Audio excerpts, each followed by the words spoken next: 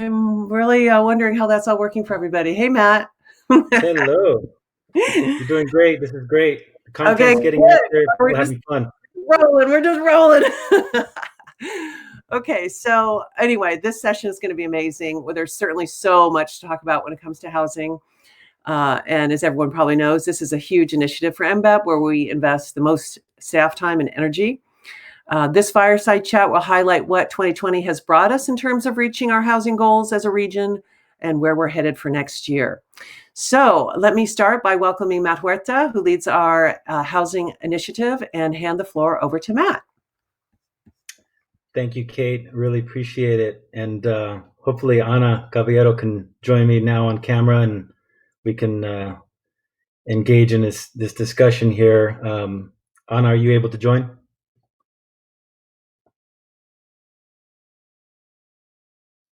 We'll give it a second. Well, as she's joining us in a second, I just want to really appreciate her for her leadership and her mentorship over the years. When I first began working with her back in 2005, 2006 timeframe, she was leaving as mayor of Salinas and going on to her role as assemblywoman. And she appointed me to the Salinas Planning Commission. So I've been very active in the community since that time. And time certainly flies when we're working in between recessions and pandemics. So never a dull moment in the housing space.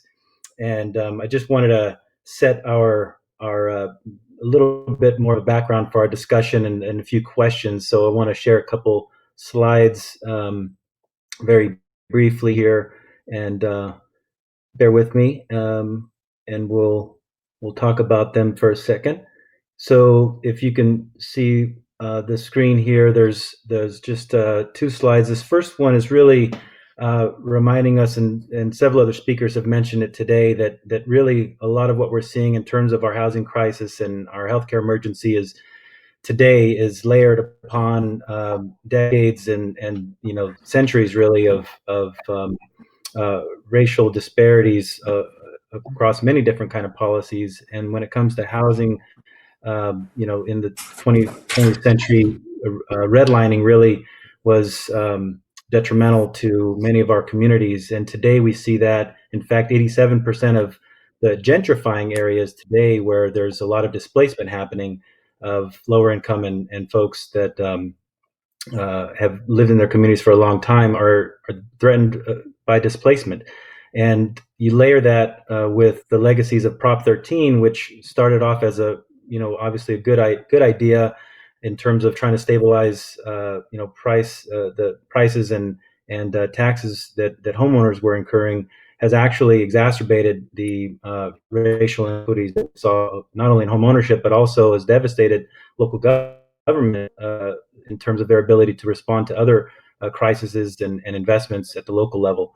And then, of course, over the last 20, 30 years, we've really struggled to build the mix of housing types that would address more of the needs of our community. And we fall farther and farther behind in meeting our regional housing needs assessment goals. And even in our region, we're only 30 to 40% generally meeting those goals. And I know there's a lot of folks engaged in very good, strong work moving that forward. And I expect some wins there. But again, that progress is slow coming. And finally, more recently, we're experiencing the grave impacts really to many folks across all sectors of our neighborhoods, but especially those farm worker families and other people of color that are at risk, not only on the job, but when they come home to overcrowded, unaffordable conditions. And so just kind of setting that context with that slide. And so where do we go from here? We always struggle with that question. I really throw that to many others and work with other professionals across our region to find solutions. And I'm really fortunate to have an excellent team. I want to throw a shout out to Rafael, Alexia, and Emily, who join me in this on a daily basis as part of the MBEP housing team. But we recently did a quick little study, little survey of many of over a couple dozen of our dearest stakeholders. and they gave us some good feedback. Basically said, look, we can really move the needle, continuing to try to move the needle if we focus at least locally on project and local policy advocacy. So I expect us to really focus there in going forward in this coming year.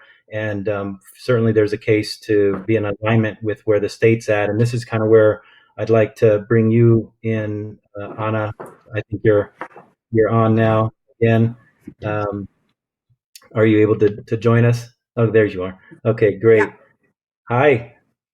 So Hello. good to see you. Hope you had a nice Thanksgiving. Nice and quiet.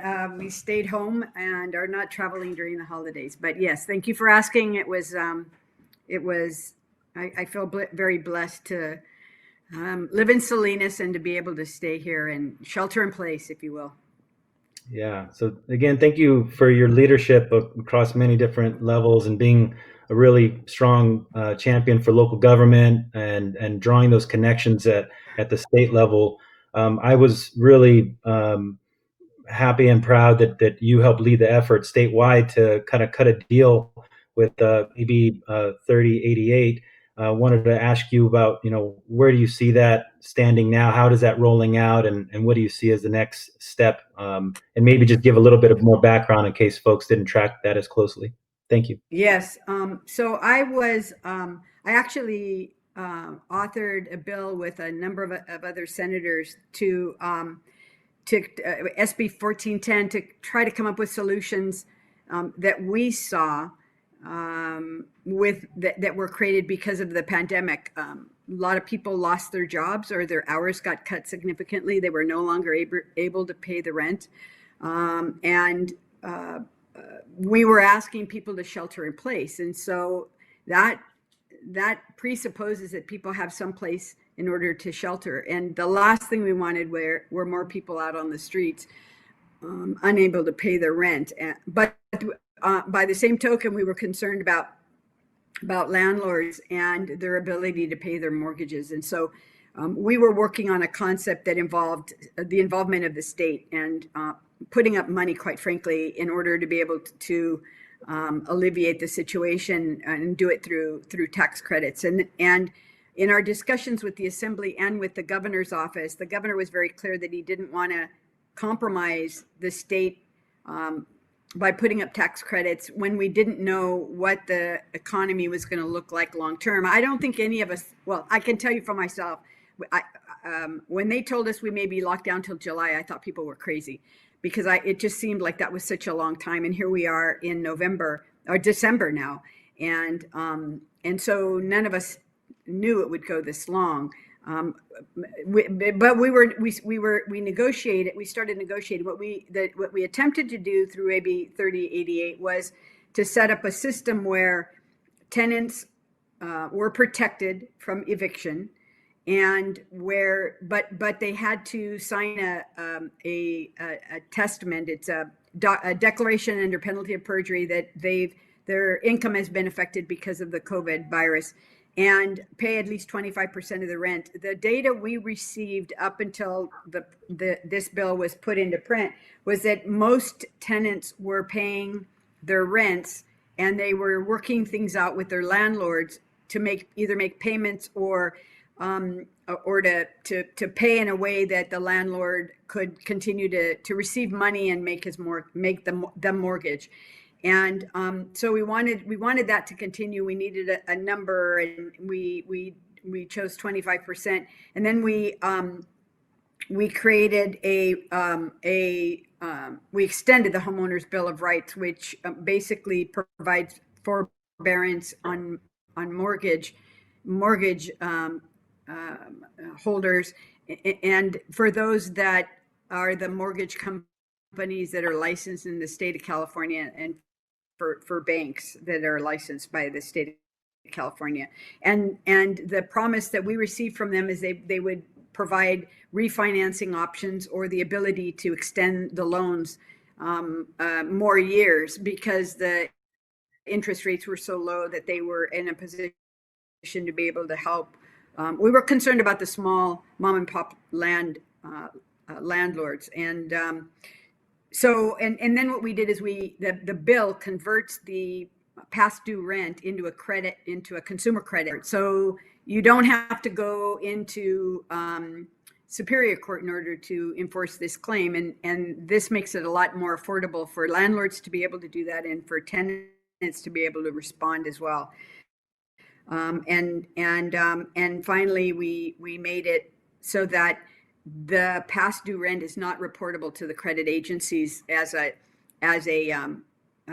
bad debt, so that tenants aren't able to move into cheaper housing if they need to, or if they need to move and rent another place, their credit is not affected. So that what we were trying to do is to establish the status quo and to make it work so that tenants could continue to live in their housing, shelter in place, and landlords weren't going to be out of facing foreclosure as well. Yeah, so it seems to me, I mean, just at least tracking things regionally here, you know, we've been convening folks on a bi-weekly as needed basis and coordinating with the legal assistance professionals and others here that provide that direct service to folks that are directly potentially impacted by evictions. There hasn't been a flood of evictions at this point. I think there has been this assistance to enough assistance to folks that at least there seems to be pressure building up, but the actual displacement hasn't been happening. So people, I think, are bracing, especially now that the federal stimulus checks and other unemployment benefits are burning off. Are you hearing and seeing some of that from your travels across your district? So part of the challenge has been trying to get really good data that's not anecdotal. I represent parts of 4 counties and two counties totally, and things are happening different depending on which county you check in with.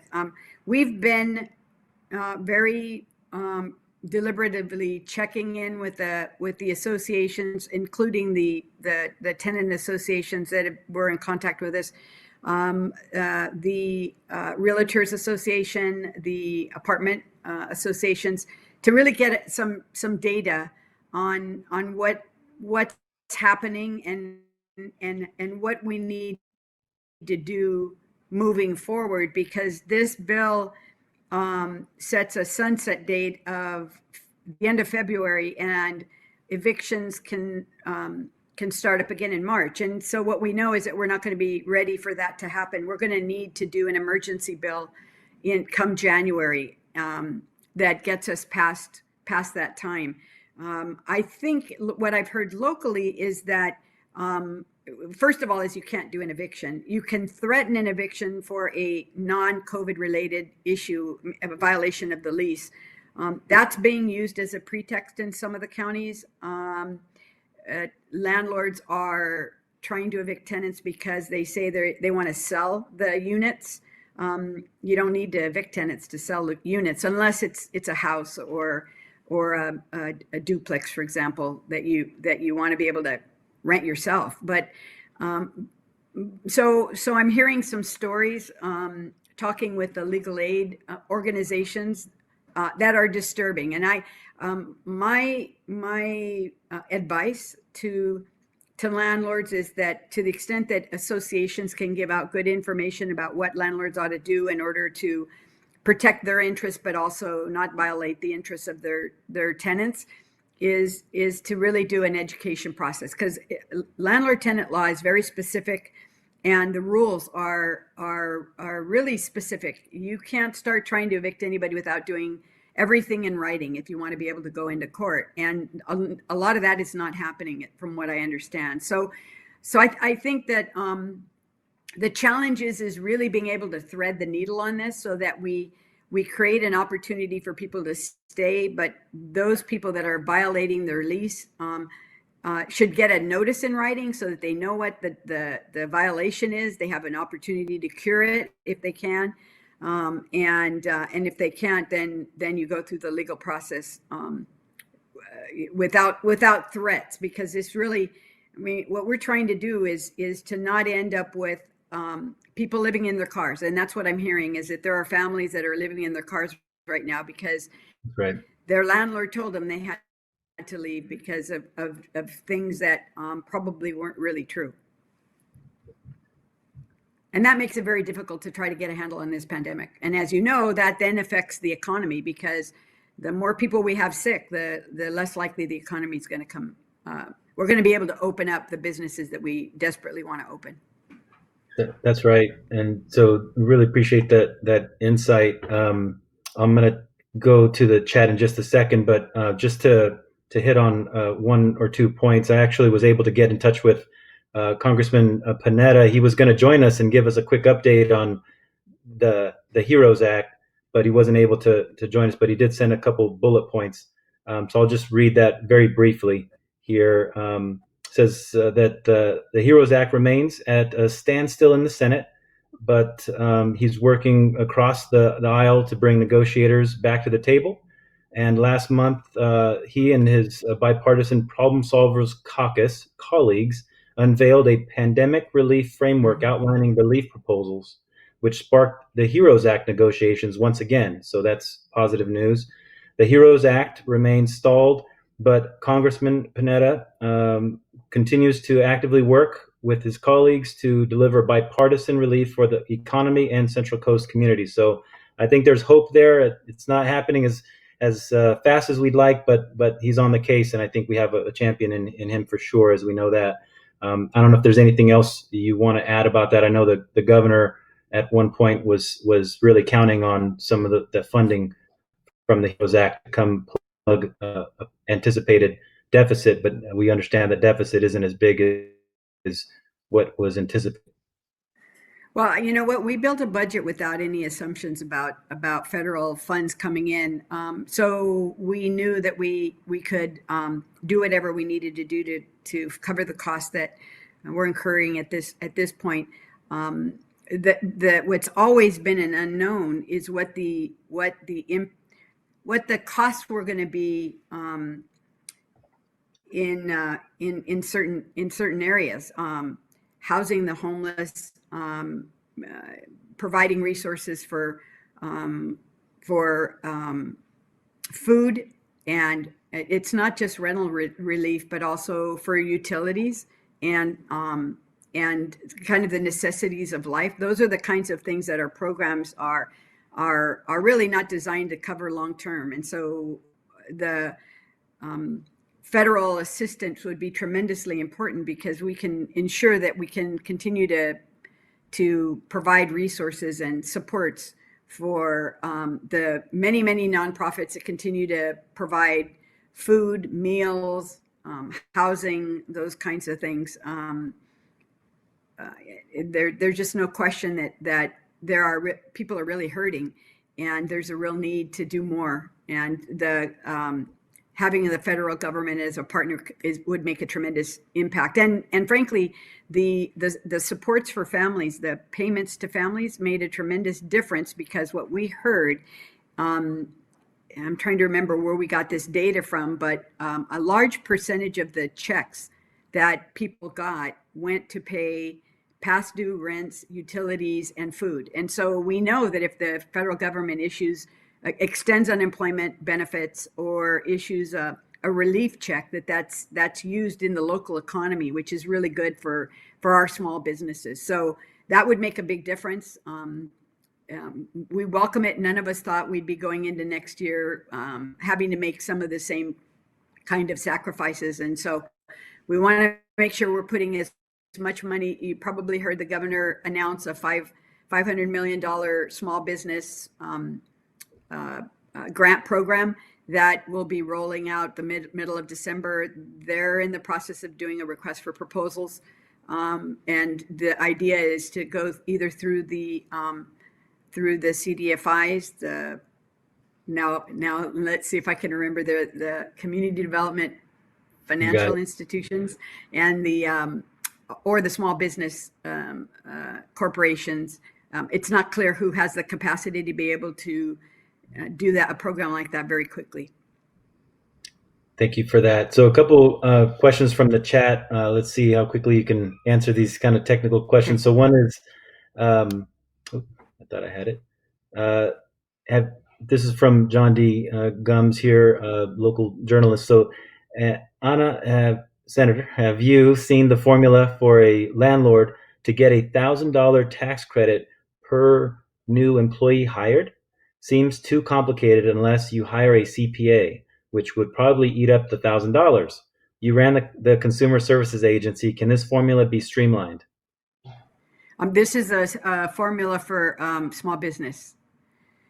It's a small business tax credit. Right. Yeah, you know what? I'll take a look at at how they've set it up. We've requested specifically that any of these programs have streamlined application process, in particular the $500 million that's going to be rolling out, so that the small businesses can access the money readily and without having to hire somebody in order to fill out an application. So this is a tax credit, so it's got to go through a taxing entity. And so anytime, this is why I didn't take tax law, is that it's very complicated. So let me take a look at it. I have not looked at it, but I will. We don't want, we want it to be as simple as possible. The whole idea is if you're hiring employees back, you get a tax credit, and we want to make sure that it's easily accessible. Tax credits are not simple things. John D has another quick question. It has to do with construction costs. So how about there's a solution called Modern Refuge. Apparently there's ADUs, prefabricated straw bale panels encased in plaster to be fire resistant and lower cost of construction. There's some being utilized currently in Santa Cruz. So I think it's just overall kind of innovative technologies around construction and bringing that cost of construction down for housing related activities. Do you have any other items to add on that? And we just have, you know what, I have not heard about this, but what I do know is that I think we're going to see some real innovation in the small housing units, whether they're ADUs or tiny homes or different kinds of models. I'm in favor of those. I think that our challenge is that what continues to be built is a single family home that grows bigger and bigger every year. And we assume that a single family is going to live there, but our experience in Salinas is that 3 or 4 families move into a home that's 3 or 4 bedrooms and be able to pay the rent. And so it's not being used as a single family home any longer. And so we should recognize that we should just build duplexes and triplexes and quadruplexes. It's one of the reasons I supported the Pro Tem's bill, SB 1120, last cycle.